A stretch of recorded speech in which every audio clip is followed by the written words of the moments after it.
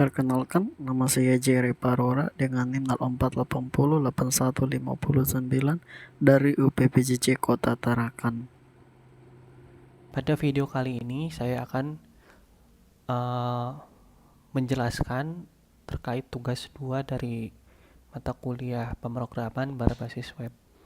Jadi pada tugas 2 kali ini mahasiswa diberikan tugas untuk membuat dua halaman stok dan halaman tracking dengan menggunakan Vue.js. Lalu untuk ketentuan-ketentuannya ini di sini ada beberapa ketentuan. Jadi di halaman stok ajar ini mahasiswa disuruh untuk menggunakan tabel atau list untuk menyajikan data yang sudah diberikan di e-learningnya ini, data bahan ajar.js. Lalu selain itu, ini juga ada fitur untuk edit, fitur sorting, lalu ada fitur status. Jadi status ini dia kondisional, ada 3 kondisi, aman, menipis, dan kosong. Untuk detailnya sendiri ini kurang lebih kayak seperti ini, ada stok lebih besar atau sama dengan safety stock dan lain-lain. Lalu untuk halaman tracking ini kurang lebih sama dengan yang halaman stok bahan ajar. Jadi di sini nanti akan ada table, lalu ada fitur edit dan create datanya juga. Oke, mungkin langsung saya coba peragakan dulu untuk hasilnya seperti apa. Jadi di sini ada di halaman index atau halaman root. Ini saya buatnya jadi halaman manajemen stok. Oke, jadi di sini itu ada dua section. Section pertama itu adalah form. Jadi formnya ini ada kode, judul, kategori sampai ke catatan. Lalu di bawahnya di sini itu ada data table. Data table ini isinya ada kode, judul, kategori sampai ke aksi. Nah, di sini ada status nih. Status ini dia akan aman ketika stok atau kuantitinya itu melebihi dari safety-nya. Nah, karena 28 itu lebih besar dari 20, maka statusnya dia aman. Nah, dia akan menipis statusnya ketika kuantitinya ini kurang dari safety-nya. Jadi 7 ini lebih kecil dari safety-nya, artinya dia menipis. Lalu untuk status yang terakhir itu dia kosong. Kosong itu ketika stoknya 0 ya, atau stoknya habis. Oke, mungkin saya coba peragakan yang formnya. Jadi formnya kurang lebih seperti ini. Ada kategori ini diambil dari mockup atau dummy data yang dikasih. Ada UPBJJ, ini juga sama. Lalu sisanya itu free text atau inputan biasa. Untuk validasinya sendiri di sini sudah saya tambahkan. Di sini saya pakai validasi dari Yup. Jadi ini ketika formnya kosong semua, lalu saya submit, dia nanti akan terkena validasi kayak gini. Oke, di sini saya coba tambahkan data baru, misal kodenya 1541 tes, judulnya tugas 2, kategorinya misal MK wajib, UPBJJ Jakarta, lokasi raknya misal ada di A1 misal, harganya 50.000, dia kuantitinya ada 50, safety stocknya ada di 20. Nah, nanti si data ini itu nanti statusnya jadi aman. Oke, misal catatannya itu adalah catatan aja deh. Oke, saya tambahkan datanya. Oke, nanti ketika berhasil ditambahkan akan muncul pop up. Nah, ini bisa dilihat datanya ada di sini. Lalu untuk sorting data table-nya sendiri, ini tinggal diklik aja judulnya atau header table-nya. Nanti dia akan disorting otomatis ascending dan descending. Kode, judul, dan lain-lain. Lalu untuk fungsi edit, untuk edit tinggal diklik aja edit. Nanti data yang diedit akan diisi otomatis ke formnya kayak gini. Ini misal saya edit data pengantar manajemen, saya misal kasih update. Oke, datanya terupdate ya, pengantar manajemen update. Lalu untuk hapus data, ini tinggal di klik aja, nanti akan muncul pop-up konfirmasi. Ini kalau dibatalkan nanti aksinya nggak jadi, lalu kalau saya klik ya hapus, nanti datanya akan terhapus. Nah, seperti itu. Lalu untuk di halaman tracking, ini juga sama. Ada form, ada 2 section, ada form dan ada data table. Untuk fungsinya sendiri kurang lebih sama, ada validasinya juga. Misal name-nya saya kasih 123, namanya misal nama saya. Ekspedisinya ini diambil dari mockup atau dummy data, ada 2, reguler sama express. Mana ya? Nah ini. Misal saya pilih reguler, tanggalnya misal hari ini, paketnya misal adalah buku, totalnya misal 15.000, statusnya dalam perjalanan.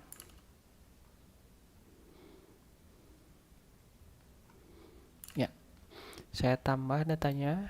Nah, nanti dia muncul ke sini, ke data table-nya. Lalu untuk fungsi edit dan hapus kurang lebih masih sama dengan yang di halaman manajemen stok. Misal saya hapus aja ya datanya. Oke, dia terhapus. Lalu untuk penjelasannya mungkin saya mulai dari yang paling awal dulu. Jadi di sini saya pakai view dari Vite.js. Mungkin saya bahas dari CSS-nya dulu. Lalu ini untuk CSS-nya saya pakai punya Tailwind CSS. Udah saya import di sini. Lalu untuk indeksnya atau root app-nya di sini ada di main.js. Nah, ini ada beberapa baris kode di sini. Yang pertama importan. Jadi di rootnya atau di indeksnya ini saya yang pertama import CSS-nya dulu tentunya supaya bisa digunakan di semua halaman. Lalu di sini ada router. Router ini itu untuk mendefinisikan path-nya apa aja sih di aplikasinya. Nah, di sini saya routernya ada 2 halaman, halaman home, lalu halaman tracking. Di router ini dia ada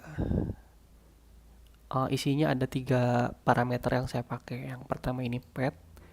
Path ini untuk mendefinisikan alamatnya. Misal ini path root. Saya mau pindah ke path tracking, tinggal di copy aja, taruh di sini. Nanti diarahkan ke halaman tracking.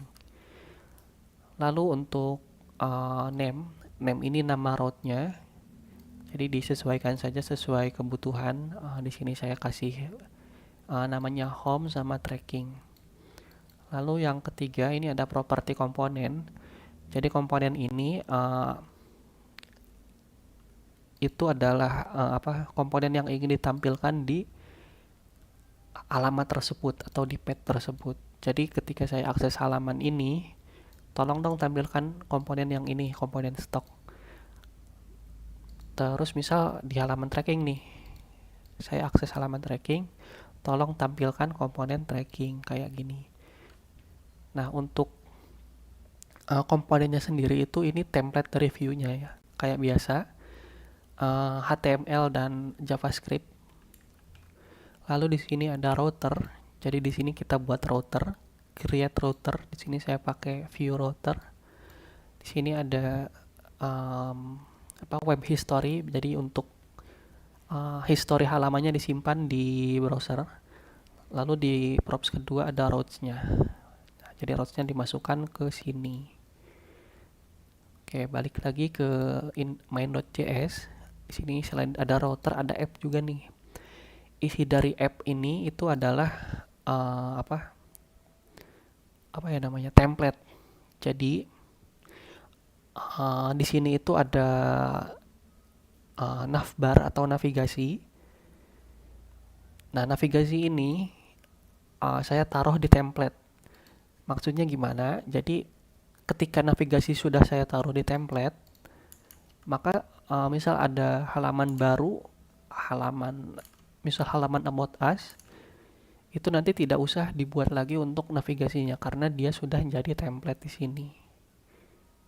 Jadi ini fungsinya selain reusable, dia juga memudahkan ketika ada perubahan dari menu-menunya. Jadi tinggal diedit dari satu halaman saja atau satu file. Lalu di bawahnya di sini ada main. Nah, ini itu untuk props children-nya atau props dari si route-nya tadi. Nah, router, nah ini nih. Ini kan ada komponen tracking nih. Jadi komponen tracking ini dia akan dirender di sini di router view sesuai dengan halaman yang dia lagi bukanya apa. Lalu untuk komponennya misal saya buka yang stok dulu. Nah, di sini itu ada apa aja? Nah, di sini itu ada form sama ada data table sesuai dengan yang saya bilang tadi di awal. Nah, mungkin untuk HTML-nya gak usah saya bahas ya karena udah dibahas juga di pertemuan yang sebelumnya. Mungkin saya bahas ke logikanya aja. Jadi di sini ada form.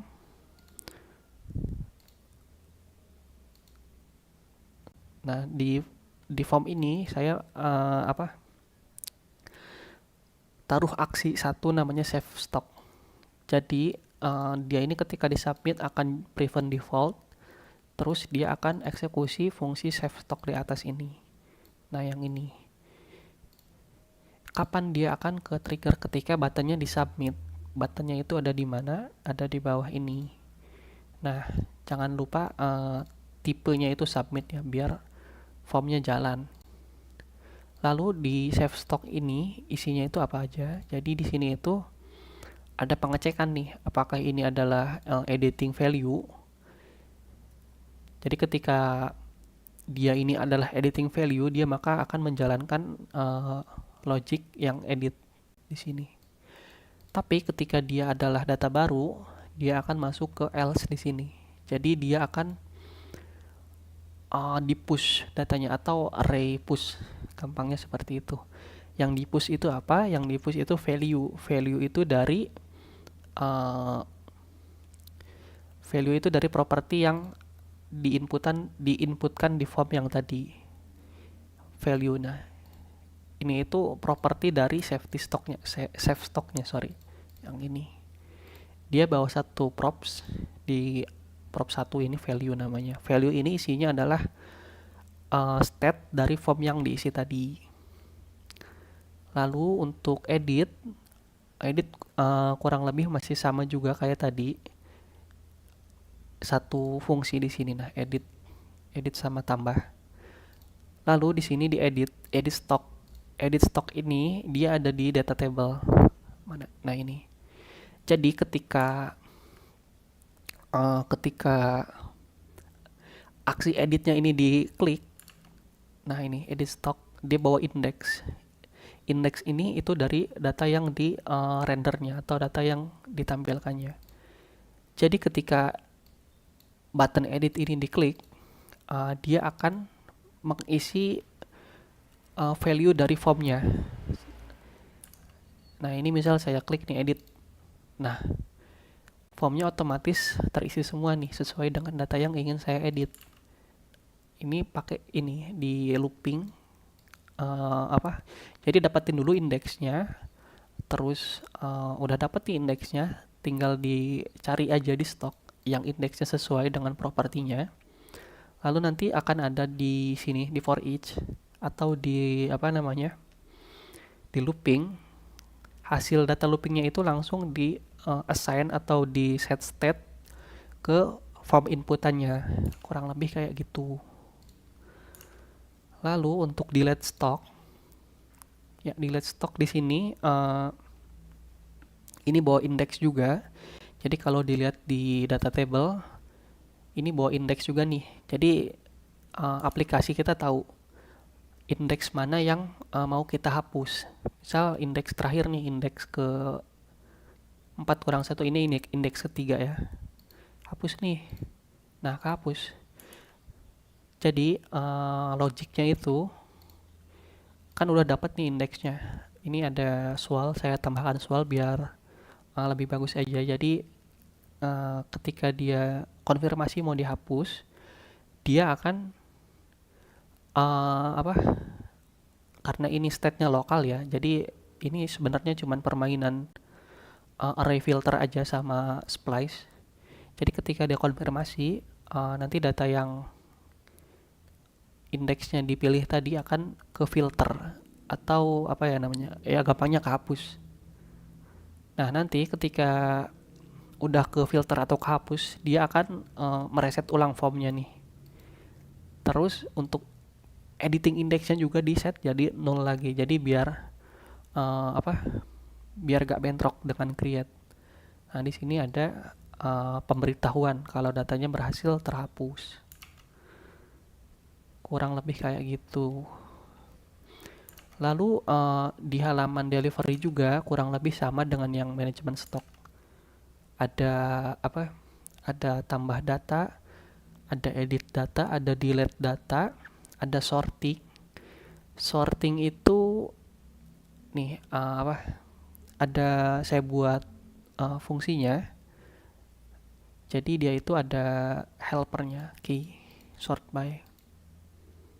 Ini ditaruh di table head atau di row tablenya.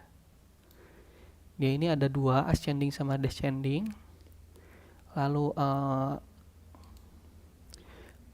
value yang mau disortingnya juga masuk ke sini, yang key ini.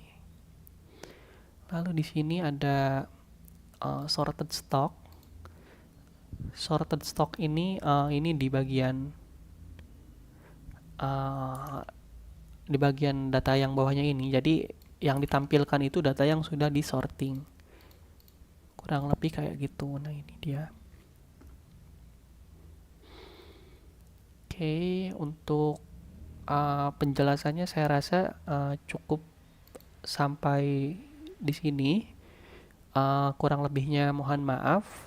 Wabillahi taufiq wal hidayah. Wassalamualaikum warahmatullahi wabarakatuh.